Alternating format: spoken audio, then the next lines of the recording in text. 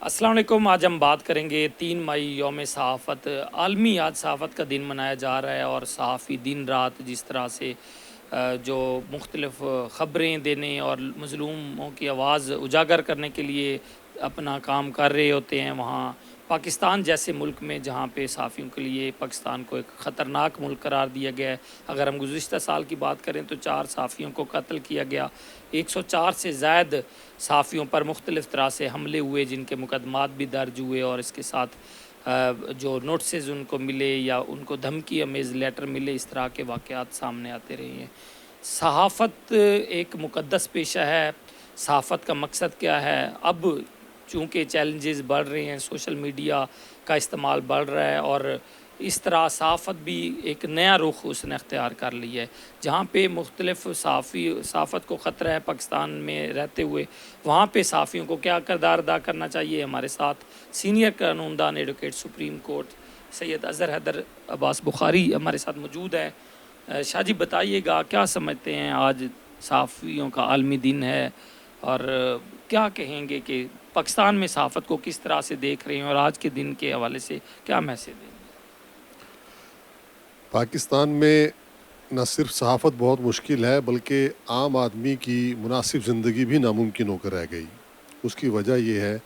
کہ نہ تو یہاں پر سچ بولنے دیا جا رہا ہے، نہ سچ بولا جا رہا ہے، نہ سچ دکھایا جا رہا ہے۔ جب آپ سارا منظر جھوٹ پر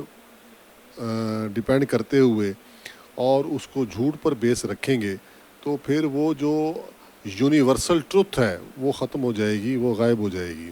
جب وہ غائب ہوگی تو اس کا نقصان نہ صرف عام آدمی کو ہوگا بلکہ ہر اس ذہن کو ہوگا جو سوچتا ہے، دیکھتا ہے اور بولتا ہے۔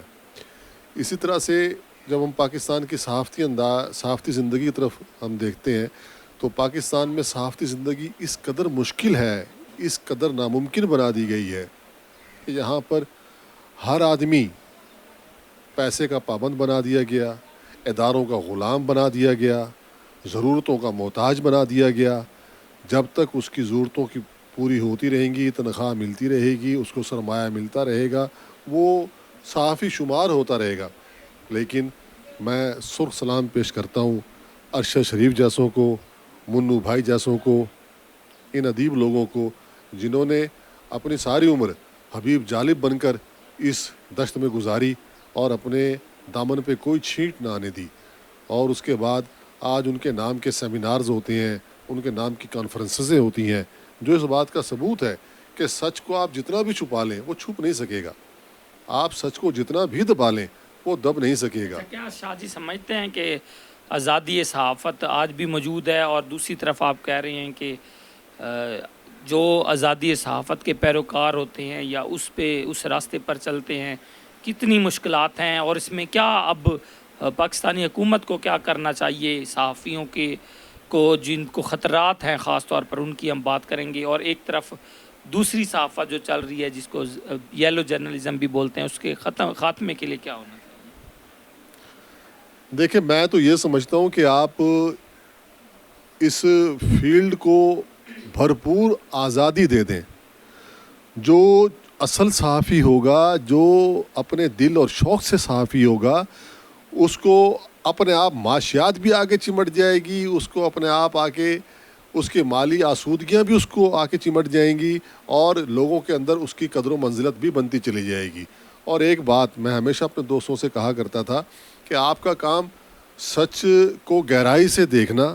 مکمل تفصیل کے ساتھ لکھنا اور بیان کرنا ہے۔ اگر آپ سمجھتے ہیں کہ آپ کے ادارے نے، آپ کے ایڈیٹر نے، آپ کے سب ایڈیٹر نے اس دیکھے جانے کی تفصیل پر کچھ پردہ ڈال دیا ہے تو کوئی بات نہیں، آپ نے اپنے ضمیر اور اپنا تو حق ادا کیا۔